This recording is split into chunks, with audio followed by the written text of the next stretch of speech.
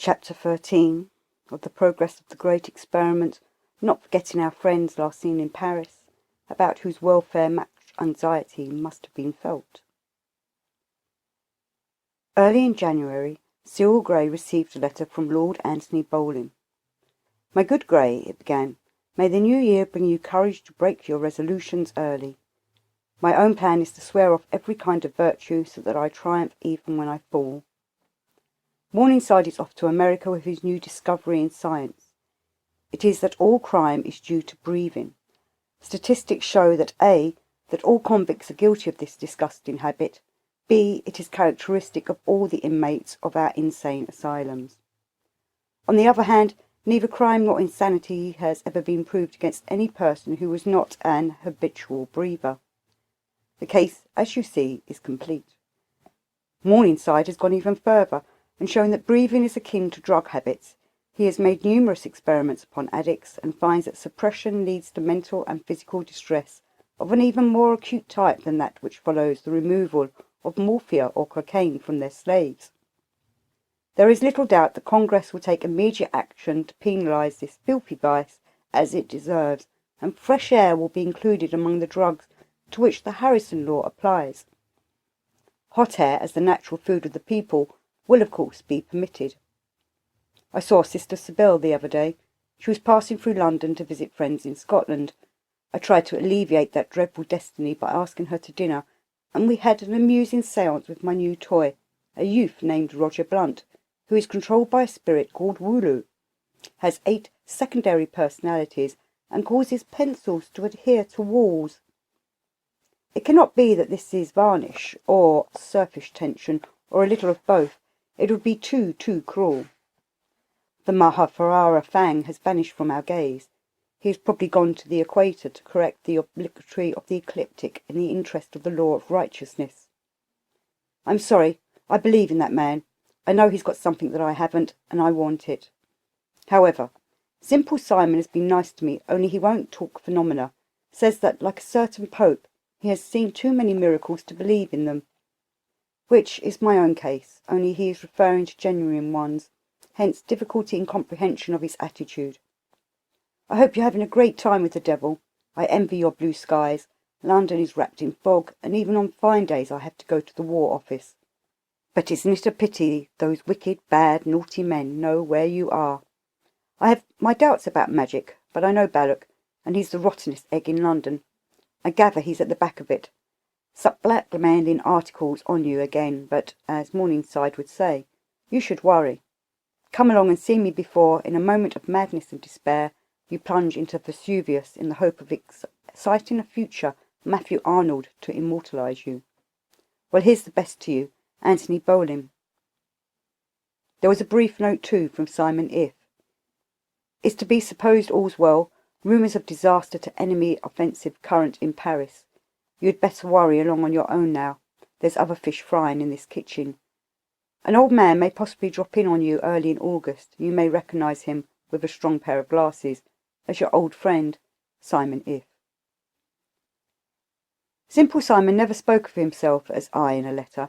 He only used the pronoun in conversation as a concession to custom. The Black Commissioners had also heard from headquarters. Gates was replaced as quick as rail could carry by a matter of superior advancement in the Black Lodge. This is the celebrated Dr. Victor Visquet, the most famous necromancer of his age. There was really little harm in the man beyond his extraordinary perversion in the matter of corpses. His house in Hampton Road was not only a rendezvous of spiritualists, but a home for lost mummies. He based all his magical operations upon dead bodies or detached portions of the same, believing that to endow dead matter with life, the essential of nearly all magic, as he quite rightly saw, it was best to choose matter in which life had recently been manifest. An obvious corollary is that the best bodies are those that have met a violent death, rather than those which have been subjected to illness and decay. Also it followed that the best corpses of all were those of executed murderers, whose vitality may be assumed as very great, though on this last point Cyril Grey, for one, would have disagreed with him, saying that the most vital people would have too much respect for the principle of life to commit murder in cold blood. However, Dr. Visquet had obtained an appointment as coroner in the most murderous district of London, and uncanny were the rumours that circulated among occult sympathisers. His career had nearly been ruined on 2 occasions by scandal. The notorious Diana Vaughan, as it had been said, was his mistress, and he had become her accomplice in the introduction of the frightful sect of the Paladists. The rumour was not widespread, and Visquet need not have suffered, but he took alarm and had the unlucky fault of employing Arthwaite to write a book clearing him from all suspicion, by which it naturally was fixed on him for ever. The second trouble was his little quarrel with Douglas. Visquet was senior in the Black Lodge, and Douglas overthrew him by carelessly leaving in a hansom cab some documents belonging to the lodge with Visquet's name and address attached to them, which made some exceedingly grim revelations of the necromantic practices carried on in Hampton Road. The honest cabby had turned over the papers to Scotland Yard, as his duty was, and the police had sent them on to those in authority over coroners, and Visquet received, with his documents, an intimation that he must drop that sort of thing at once. To be chief in the lodge seemed less than to be always in a paradise of corpses, so he resigned office, and Douglas pushed his advantage by making him an abject tool under the perpetual threat of exposure. No sooner did Douglas learn of the death of Gates than he telegraphed to Arthwaite to get the inquest adjourned, so that the relatives of the deceased in England might attend and take possession of the body, and to Visquet to attend the same. On this occasion the coroner needed no threat, the job was after his own heart. Douglas met him in Paris in high glee, for he was not sorry to be rid of Gates, and on the other hand the man had died in full tide of battle, and should be the very corpse that Visquet most needed. As Douglas himself said, with a certain grim humour in which he excelled, he was, morally speaking, an executed criminal, while being in actual magical contact with Gray and his friends, so much so that he had evidently been killed by them. He was an ideal magical link. Visquet's task was, if possible, to learn from Gates exactly what had happened, and so expert a necromancer had no fear of the result. He was also to create a semi-material ghost of Gates from the remains, and send it to the person who had dealt out death to that unlucky wizard. On his arrival at Naples there was no difficulty in the way of the Black Lodge. The authorities were only too glad to return a formal verdict of death by misadventure, and to hand over the corpse to the rejoicing Visquet. Gates had fortunately left memoranda, a rough diary of the various procedures hitherto adopted, so that Visquet was not committed to the task of acquiring information from Arthwaite, which might easily have occupied a season, and from these notes the old necromancer came to the conclusion that the enemy was to be respected. Gates had done pretty well in the matter of the pigeons.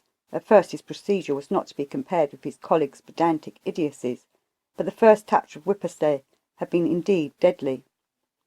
Gates had been the clairvoyant of the party. He had gauged clearly enough the result of his operation, but naturally he had left no note of the last act, and neither Arthwaite nor Abdul-Bayer had been able to do anything. Arthwaite had been scarred badly under his pompous vanity, came to the rescue, and showed him that accidents of that kind must be expected when one is handicapped with an assistant of inferior ability. Visquet decided that the battle should be properly prepared, and no trouble spared to make it a success. His fondness for corpses had not gone to the length of desiring to become one. In him there had been the makings of a fairly strong man, and with Douglas to push him on, he was still capable of acting with spirit and determination. Also he had the habit of authority. He set Arthwaite to work on the grimoire, for in an operation of this importance one must make all one's instruments. Beginning with a magic knife, which one is allowed to buy, one cuts the magic wand from a hazel, the magic quill from a goose, and so on. The idea is to confirm the will to perform the operation by a long series of acts ad hoc. It is even desirable to procure parchment by killing a consecrated animal with the magic knife, and making ready the skin with similarly prepared utensils. One might, for instance, cut and consecrate even the pegs which stretch the skin. However, in this case Arthwaite had plenty of virgin parchment in stock, with quills of a black vulture, and ink made by burning human bones, and mixing the carbonized products with the soot of the magic dark lantern, whose candles were prepared with human fat. But the grimoire of any great operation must be thought out and composed according to elaborate rules, indeed, but with the purpose of the work constantly in mind. Even when all this is done, the grimoire is hardly begun, for it must be copied out in the way above indicated, and it should be illuminated with every kind of appropriate design. This was an ideal task for Athwaite. He was able to wallow in dog Latin and corrupt Greek Coptic. He made sentences so complicated that the complete works of George Meredith, Thomas Carlyle, and Henry James tangled together would have seemed in comparison like a word of 3 letters. His grimoire was in reality excellent for its purpose, for the infernal hierarchy delights in unintelligible images, in every kind of confusion and obscurity. This particular lucubration was calculated to drag the archdemon of bad syntax himself from the most remote corner of his lair. For Athwaite could not speak with becoming unintelligibility. To knot a sentence up properly, it has to be thought out carefully and revised. New phrases have to be put in. Sudden changes of subjects must be introduced. Verbs must be shifted to unsuspected localities. Short words must be excised with ruthless hand. Archaisms must be sprinkled like sugar plums upon the concoction. The fatal human tendency to say things straightforwardly must be detected and defeated by adroit reversals. And if a glimmer of meaning yet remain under close scrutiny, it must be removed by replacing all the principal verbs by paraphrases in some dead language. This is not to be achieved in a moment. It is not enough to write disconnected nonsense. It must be possible for anyone acquainted with the tortoises of the author's mind to resolve the sentence into its elements, and reproduce, not the meaning, for there is none, but the same mental fog from which he was originally suffering. An illustration is appended.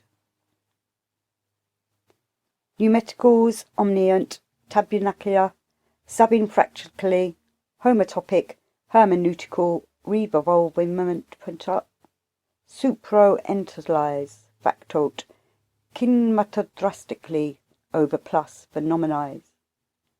Spirits all dwelling below this magic circle arise, move soon and appear.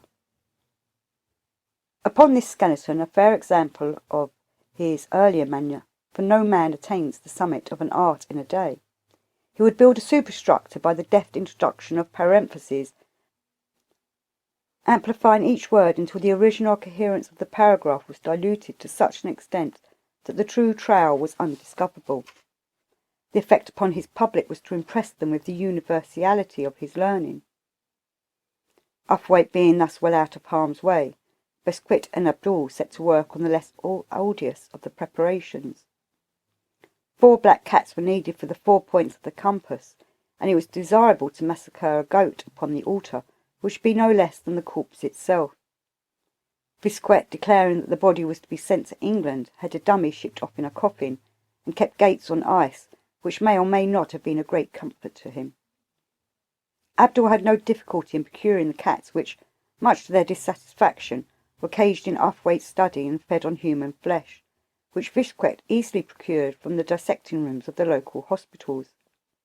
But the goat was a more serious matter. An ordinary goat will not do. It had to qualify in certain respects. Abdul succeeded in his quest only after a series of intrigues with the lowest ruffians in Naples, which brought him into more vulgar and unpleasant dangers than he had contemplated when he first put that uniform on.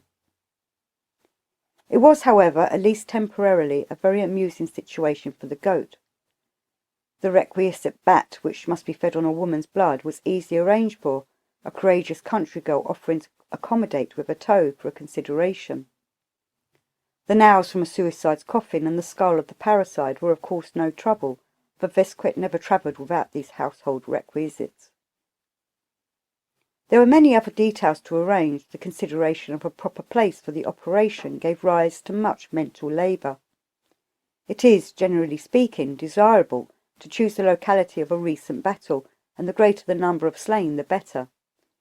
There should be some very desirable spots in the vicinity of Fudan for black magicians who happened to flourish after the vulgar year 1917. But the grimoires were written in other times with other manners. Nowadays there is a risk of disturbance if one sets up one's paraphernalia of goats and cats at crossroads. in the hope of helping oneself out with a recently interred suicide, or a ceremonially annihilated vampire, where the peasant of the 14th century would have fled shrieking. The motorist of the 20th century stops to observe, or might likely runs you over, so that unless your property includes a private battlefield, it is a point of valour to choose a more retired site for one's necromancy than the stricken field of the Marne. Crossroads again are not so thickly planted with suicides and vampires as in happier days. Reflecting solidly and ably upon these points of modern degeneracy, Biscuit made up his mind to compromise and accept the most agreeable substitute, a profane chapel. It was easy to rent a villa with a chapel attached, and to a man of Biscuit's ability, the work of a moment to profane it. This he accordingly arranged through Abdul Bey. The mind of this youth was very forcibly impressed by the preparations of the old coroner. He had been brought up in the modern school, and could laugh at superstition with the best of us. But there were traces of hereditary faith in Islam, and he was not sceptical enough to spoil the magic of Biscuit. No man knew better than the necromancer that all this insane ceremonial was irrational. But it so happens that everything on this planet is, ultimately, irrational. There is not, and cannot be, any reason for the causal connection of things, if only because our use of the word reason already implies the idea of causal connection.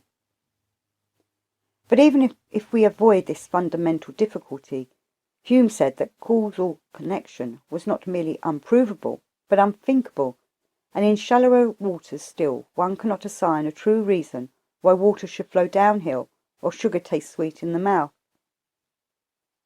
Attempts to explain these simple matters always progress into a learned lucidity, and on further analysis retire to a remote stronghold where everything is irrational and unthinkable.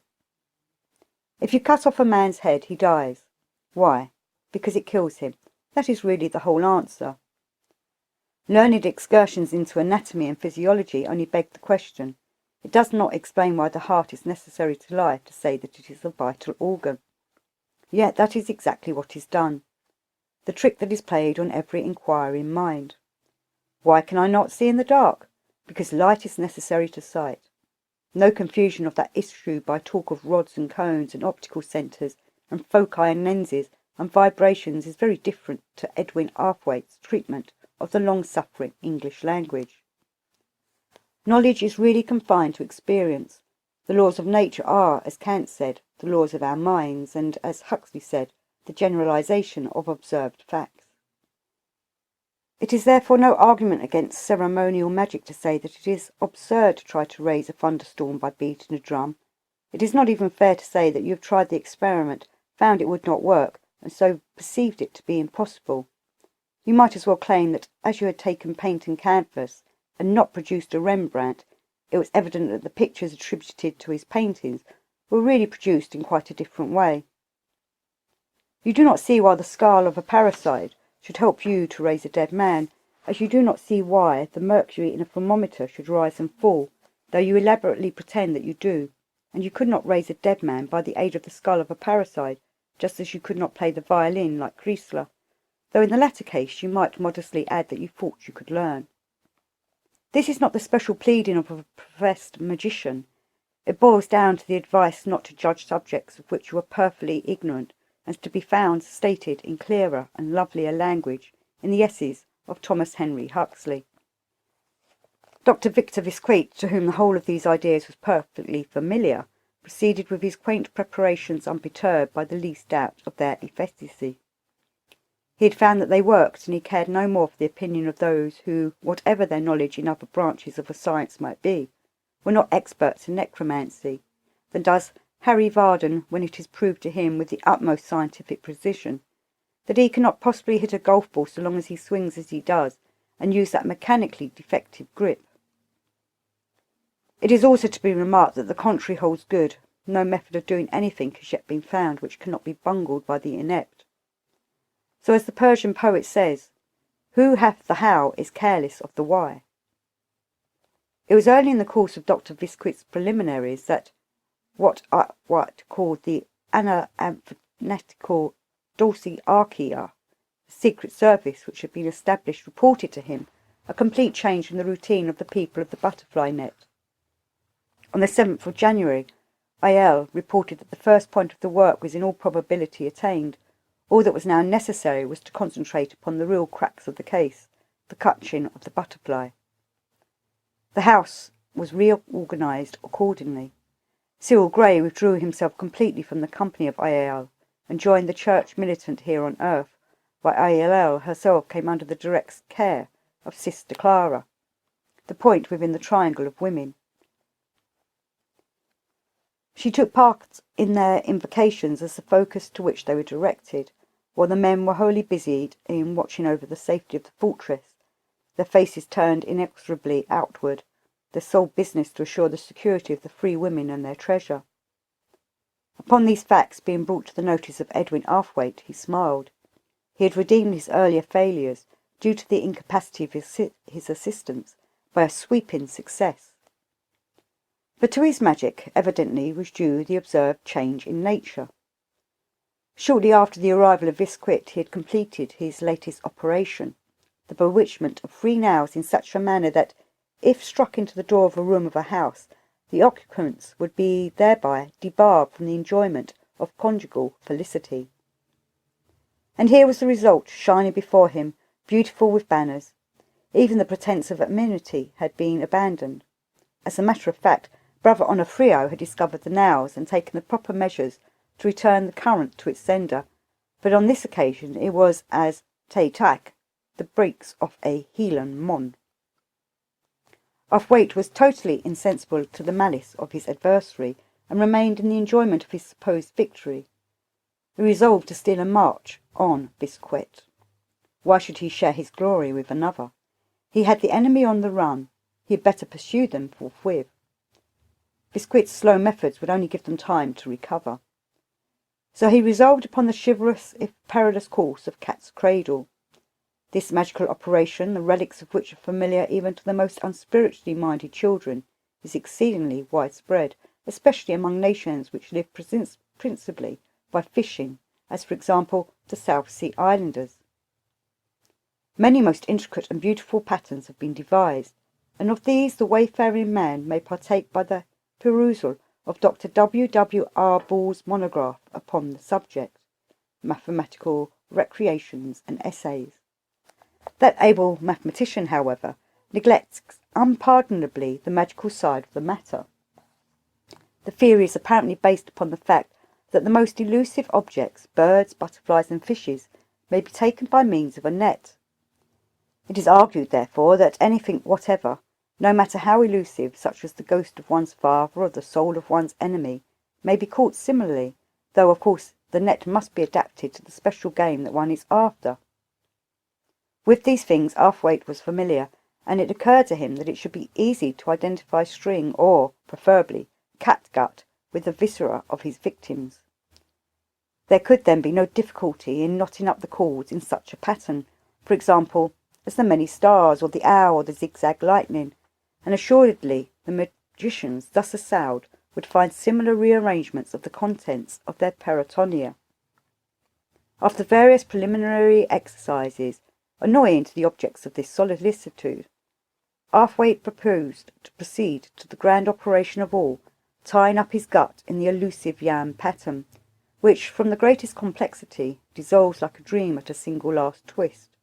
The persons thus sympathetically treated would obviously perish no less miserably than did Eglon, king of Moab, or Judas Iscariot. The advantage of this operation is evidently its extreme simplicity and economy, while, if it works at all, it surely leaves nothing to be desired in such Teutonic qualities as thoroughness and frightfulness.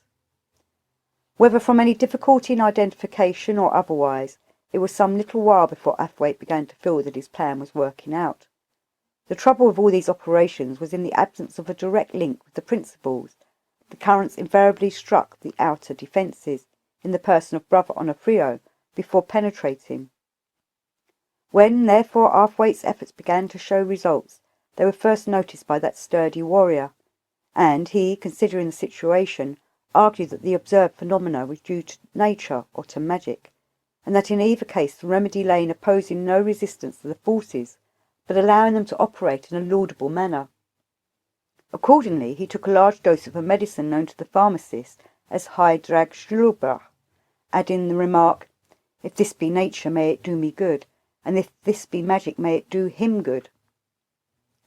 This occurred just as Arthwaite reached his final operation, the evisceration of his enemy. That night both parties were successful in causing things to happen, and the morning after Arthwaite was securely incarcerated in the quarantine hospital of the city, and the newspapers were paragraphing a suspected case of Asiatic cholera.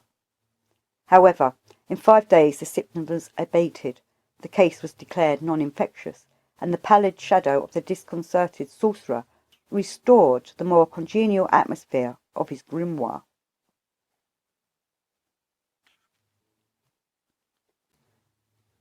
Chapter 14. An informative discourse upon the occult character of the moon, her threefold nature, her fourfold phases, and her 28 mansions, with an account of the events that preceded the climax of the great experiment, but especially of the vision of Aiel. The ancients, whose wisdom is so much despised by those who have never studied it, but content themselves with a pretence of understanding modern science, which deceives nobody, would have smiled to observe how often the latest discoveries are equivalent to some fancy of Aristotle or some speculation of Heraclitus. The remoter Picard universities of America, which teach farming or mining with a little useless knowledge as a side course for show, are full of bumptious little professors who would not be allowed to sweep out a laboratory in London or Berlin. The ambition of such persons is to obtain an illustrated interview in a Sunday supplement with a full account of their wonderful discoveries which have revolutionized the art of sucking eggs. They are peculiarly severe upon back numbers like Charles Darwin. Their ignorance leads them to believe the bombast of democracy flatterers, who scream weekly of progress, and it really appears to them that anything more than 6 months old is out of date. They do not know that this is only true of loud-shouted mushroom rubbish, such as they call truth. The fundamental difference between ancient and modern science is not at all in the field of theory. Sir William Thomson was just as metaphysical as Pythagoras or Raymond Lully, and Lucretius quite as materialistic as Ernest Haeckel or Buchner. But we have devised means of acute measurement which they had not, and in consequence of this our methods of classification are mere quantitative than qualitative. The result has been to make much of their science unintelligible. We no longer know exactly what they meant by the 4 elements, or by the 3 active principles, sulphur, mercury, and salt. Some tradition has been preserved by societies of wise men who, because of the persecutions, when to possess any other book than a missal might be construed as heresy, concealed themselves and whispered the old teaching one to another. The 19th century saw the overthrow of most of the old ecclesiastical tyranny, and in the beginning of the 20th it was found once more possible to make public the knowledge. The wise men gathered together, discovered a student who was trustworthy and possessed of the requisite literary ability, and by him the old knowledge was revised and made secure. It was finally published in a sort of periodical encyclopedia, already almost impossible to find, such was the demand for it, entitled The Equinox. Now in the science of antiquity, much classification depended upon the planets. Those things which were hot and fiery in their nature, lions and pepper and fevers, classed under the sun or Jupiter or Mars, things swift and subtle under Mercury, things cold and heavy under Saturn, and so forth. Yet the principles of most of the planets appeared in various proportions in almost everything, and the more equally these proportions were balanced and combined, the more complete was anything supposed to be, the nearer modelled on the divine perfection. Man himself was called a microcosm, a little universe, an image of the Creator. In him all the planets and elements had course, and even the signs of the zodiac were represented in his nature. The energy of the ram was in his head, the bull gave the laborious endurance to his shoulders, the lion represented the courage of his heart and the fire of his temper, his knees, which help him to spring, are under the goat. All works in, and is divided and subdivided in beauty and harmony. In this curious language, the moon signifies primarily all receptive things, because moonlight is only reflected sunlight. Hence Luna is almost a synonym of feminine. Woman changes, all depends upon the influence of the man, and she is now fertile, now barren, according to her phase. But on each day of her course she passes through a certain section of the zodiac, and according to the supposed nature of the stars beyond her was her influence in that phase, or as they call it, mansion. It was in order to bring Aiel into harmony with every quality of the moon that her daily routine was ordered. But beyond such minuteness of detail is the grand character of the moon, which is threefold, for she is Artemis or Diana, sister of the sun, a shining virgin goddess, then Isis in the Electrics, who brings to man all light and purity, and is the link of his animal soul with his eternal self. And she is Persephone or Proserpine, a soul of double nature, living half upon earth and half in Hades, because, having eaten the pomegranate offered her by its lord, her mother could not bring her wholly back to earth. And, thirdly, she is Hecate, a thing altogether of hell, barren, hideous, and malicious, the queen of death and evil witchcraft. All these natures are combined in woman. Artemis is unassailable, a being fine and radiant. Hecate is the crone, the woman past all hope of motherhood, her soul black with envy and hatred of happier mortals.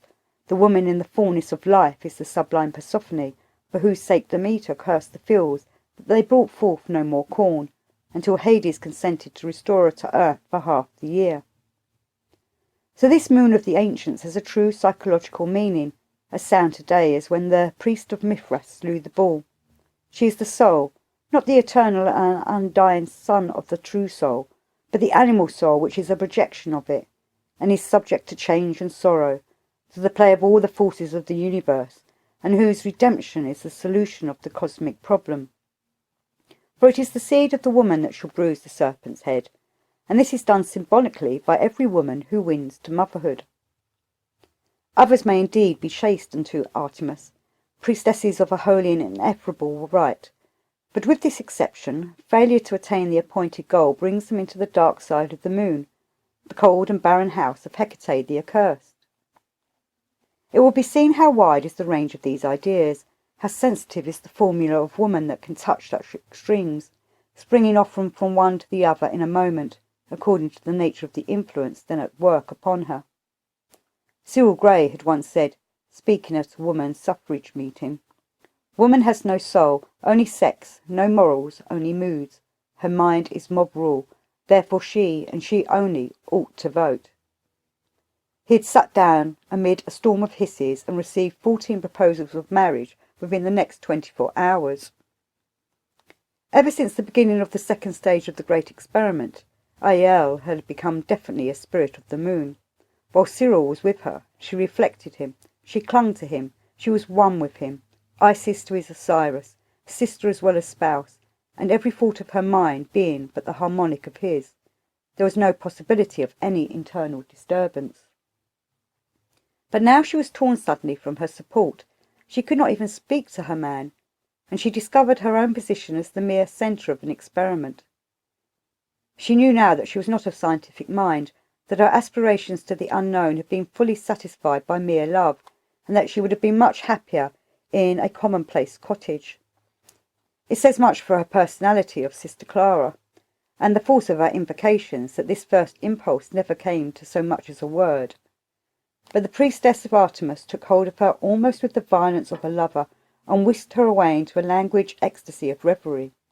She communicated her own enthusiasm to the girl, and kept her mind occupied with dreams, fairy-feathered, of uncharted seas of glory on which her galleon might sail, undiscovered countries of spice and sweetness, El Dorado and Utopia and the city of God. The hour of the rising of the moon was always celebrated by an invocation upon the terrace consecrated to that planet. A few minutes earlier Aiel rose and bathed, and dressed herself in the robes, and placed upon her head the crescent-shaped tiara with its 9 great moonstones. In this the younger girls took turns to assist her.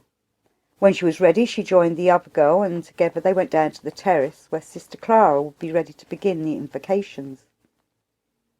Of course, owing to the nature of the ceremony, it took place an hour later every day, and at first Aleister found a difficulty in accommodating herself to the ritual. The setting of the moon witnessed a second ceremony, directly from which she retired to her bed. It was part of the general theory of the operation thus to keep her concealed and recumbent for the greater part of the day, which, has been seen, really lasted nearly 25 hours than 24. But with soft singing and music, or with the recital of slow, voluptuous poetry, her natural disinclination to sleep was overcome, and she began to enjoy the delicious laziness of her existence, and to sleep the clock round without turning in her bed. She lived almost entirely upon milk and cream and cheese, soft-curded and mild, with little crescent cakes made of rye with white of egg and cane sugar. As for meat, venison, as sacred to the huntress Artemis, was her only dish. But certain shellfish were permitted, and all soft and succulent vegetables and fruits. She put on flesh rapidly. The fierce, active, impetuous girl of October, with taut muscles and dark-flushed, mobile face, had become pale, heavy, languid, and indifferent to events, all before the beginning of February. And it was early in this month that she was encouraged by her first waking vision of the moon. Naturally, her sleep had already been haunted by this idea from the beginning.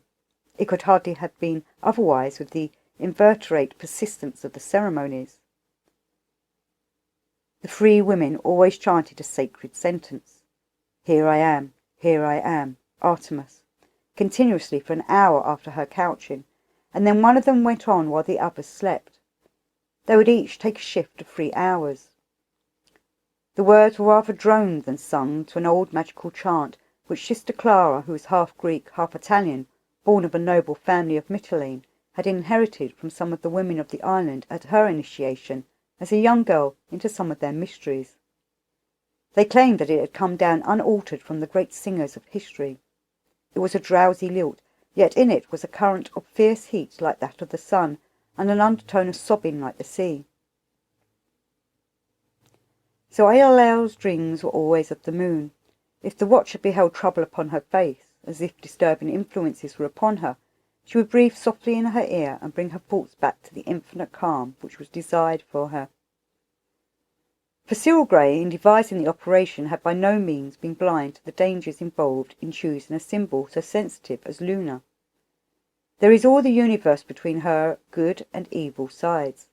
In the case of a comparatively simple and straightforward planet like Saturn, this is not the case. And the planets with a backbone are far easier to control. If you once get Mars going, so to speak, it is easy to make him comply with Queensberry rules, but the moon is so passive that the slightest new influence throws her entirely out. And of course the calmer the pool, the bigger the splash. Hence, in order to draw down to Iliel only the holiest and serenest of the lunar souls, no precaution could be too great, no assiduity too intense. The waking vision which came to her after about a month of the changed routine was of good cheer and great encouragement. It was an hour after sunset, the night was curiously warm, and a soft breeze blew from the sea. It was part of the duty of Iliel to remain in the moonlight, with her gaze and a desire fixed upon the orb whenever possible. From her room a stairway led to a tall turret, circular, with a glass dome, so as to favour all such observations. But on this night the garden tempted her. Nox eret et cael bugelbat luna serena inter marina siderea. It was night, and the moon was shining in a calm sky along with smaller stars. The moon hung above Capri, 2 hours from her setting.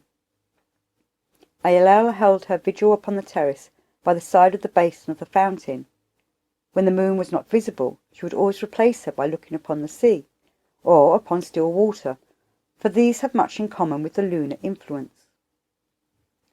Something, she never knew what, drew her eyes from the moon to the water. She was so pleased that the reflection appeared in the basin at the very edge of the marble, where the water flowed over into the little rivulets that coursed the terrace. There was a tremulous movement, almost like a timid kiss, as the water touched the edge. And to the eye of Aleister it seemed as if the trembling of the moon's image were a stirring of vitality. The thought that followed was a mystery. She said that she looked up, as if recalled to her vigil, and found that the moon was no longer in the sky. Nor indeed was there any sky. She was in a grotto whose walls, fantastically draped with stalactites, glimmered a faint purplish blue, very much the effect, she explained, of luminous paint. She looked down again. The basin was gone. At her feet was a young fawn, snow white, with a collar of silver. She was impelled to read the engraving upon the collar, and was able to make out these words: Siderum Regina Bacchanius Ordi, Luna Puellas. Eliel had learnt no Latin, but these words were not only Latin, but the Latin of Horace, and they were exactly appropriate to the nature of the great experiment. Luna she had heard, and Regina, and she might have guessed Puellus and even Siderum, but that is one thing, and an accurate quotation from the Carmen Sacula is another. Yet they stood in her mind as if she had always known them, perhaps even as if they were innate in her. She repeated aloud, Siderum Regina Bacchanius Order, Luna Puellas. List, O moon, O queen of the stars, two-horned, list to the maidens. At the time she had of course no idea of the meaning of the words. When she had read the inscription, she stroked the fawn gently, and looking up perceived that a child, clad in a kirtle with a bow and quiver slung from her shoulders, was standing by her. But the vision passed in a flash. She drew her hand across her brow as if to articulate her mental condition, for she had a slight feeling of bewilderment. No, she was awake, for she recognized the sacred oak under which she was standing. It was only a few paces from the door of the temple where she was priestess. She remembered perfectly now. She had come out to bid the herald blow his horn, and at that moment its mountainous music greeted her. But what was this? From every tree in the wood, from every blade of grass, from under every stone, came running little creatures in answer to the summons. They were pale, semi-transparent, with oval, but rather flattened, heads, quite disproportionately large, thin, match-like bodies and limbs, and snake-like tails attached to the base of their skulls. They were extraordinarily light and active on their feet, and the tails kept up a lashing movement. The whole effect was comic at the first sight. One might have said tadpoles on stilts. But a closer inspection stayed her laughter. Each of these creatures had a single eye, and in this eye was expressed such force and energy that it was terrifying. The effect was heightened by the sagacity, the occult and profound knowledge of all possible things which dwelt behind those fiery wills. In the carriage of the head was something leonine as well as serpentine. There was extraordinary pride and courage to match the fierce persistency. Yet there seemed no object in the movements of these strange beings. Their immense activity was unintelligible. It seemed as if they were going physical exercises, yet it was something more than that. At one moment she fancied that she could distinguish leaders, that this was a body of troops being rallied to some assault. And then her attention was distracted. From her feet arose a swan and took wing over the forest. It must have been there for a long time, for it had laid an egg directly between her sandalled feet. She suddenly realized that she was dreadfully hungry. She would go into the temple and have the egg for breakfast. But no sooner had she picked it up than she saw that it, like the collar of the fawn in her dream, was inscribed with a Latin sentence. She read it aloud. The words were absolutely familiar. They were those of the Labarium of Constantine. In hoc signo vinces. In this sign thou shalt conquer. But her eyes gave the lie to her ears, for the word signo was spelt signal, Cygno. The phrase was then a pun. In this one thou shalt conquer. At the time she did not understand, but she was sure of the spelling when she came across to report her vision to Sister Clara. It then came into her mind that this egg was a great treasure, and that it was her duty to guard it against all comers, and at the same moment she saw that the creature of the wood, sons of the oak she called them instinctively, were advancing towards her. She prepared to fight or fly, but with a fearful crackle. The lightning was, which was, in the strange way of dreams, identical with the oak, burst in every direction, enveloping her with its blaze, and the crash of the thunder was the fall of the oak. It struck her to the ground. The world went out before her eyes, dissolved into a rainbow rush of stars, and she heard the shouts of triumphs of the sons of the oak as they dashed forward upon her ravished treasure. "Metus ho Theos!" The god Metus, they shouted. Sister Clara did not know, or would not tell, its meaning. As the iridescent galaxy in which she was floating gradually faded, she became aware that she was no longer in the wood, but in a strange city. It was crowded with men and women of many a race and colour. In front of her was a small house, very poor and squalid, in whose doorway an old man was sitting. A long staff was by his side, leaning against the door, and at his feet was a lantern. Was it a lantern? It was more like the opposite of one, for in the full daylight it burned and shed forth rays of darkness. The ancient was dressed in grey rags. His long unkempt hair and beard had lacked a barber for many a day. But his right arm was wholly bare, and around it was coiled a serpent, golden green, with a triple crown sparkling with ruby, sapphire, and emerald. In his hand was a starless, also adorned with ruby and sapphire, and with it he was engraving a great square tablet of emerald. She watched him for some time. When he had finished, he went away with the staff and the lamp and the tablet to the seashore. Along the coast he proceeded for some time, and came at last to a cave. Aleister followed him to its darkest corner, and there she saw a corpse lying. Strangely, it was the body of the old scribe himself. It came to her very intensely that he had two bodies, and that he always kept one of them buried for safety. The old scribe left the tablet upon the breast of the dead man, and went very quickly out of the cave. But Aleister remained to read what was written. It was afterwards translated by Cyril Gray, and there is no need to give the original. Utter the word of majesty and terror, true without lie and certain without error. And of the essence of the truth I know. The things above are as the things below. The things below are as the things above. To wield the one thing's formosity, love. As all from one sprang by one contemplation, so all from one was born by permutation. Sun sired, moon bore, this unique universe. Air was its chariot, and earth its nurse. Here is the root of every talisman of the whole world, since the whole world began. Here is the font and source of every soul. Let it be spilt on earth, its strength is whole. Now gently, subtly, with thine art conspire to find the gross, dividing earth and fire. Lo, it ascendeth and descendeth, even and swift, an endless band of earth and heaven. Thus it receiveth might of duplex love, the powers below conjoined with those above. So shall the glory of the world be thine, and darkness flee before thy sovereign shine. This is the strong strength of all strength. Surpass the subtle and subdue it. Peer the crass, and salve it. So bring all things to their fated perfection, for by this was all created. O marvel of miracle, O magic mode, all things adapted to one circling code. Since 3 parts of all wisdom I may claim, Hermes thrice great, and greatest is my name.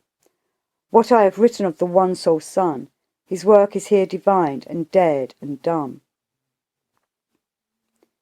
In this obscure and antique oracle, so Simon If himself subsequently agreed, the secret of the universe is revealed to those who are worthy to partake of it.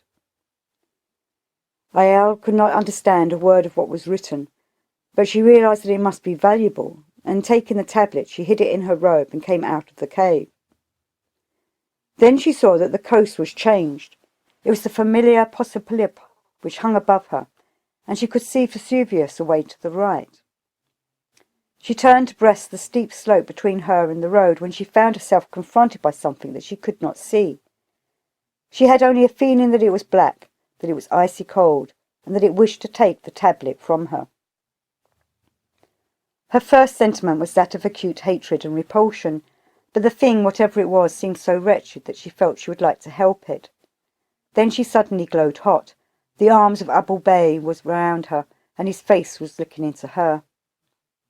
She dropped the tablet hastily. She was back again in a ballroom somewhere thousands of miles and thousands of years away.